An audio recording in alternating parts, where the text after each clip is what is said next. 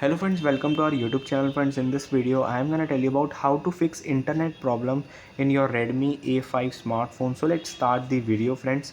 If you are facing slow internet connection or sometimes network is turned off automatically, some of these issues you are facing, firstly you have to just refresh your internet. So you have to enable this aeroplane mode for 10 seconds at least. After that you have to turn it off. Then the second step is you have to go to the settings of your smartphone, click on this mobile networks or network and internet, then click on mobile networks, click on Airtel sim. So here you will see in advanced there is a feature called APN.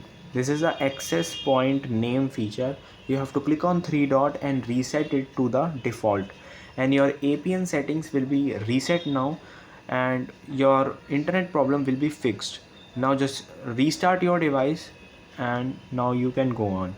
I hope you like this video. If you like this video then subscribe to our YouTube channel for more helpful tips and tricks videos. See you next time.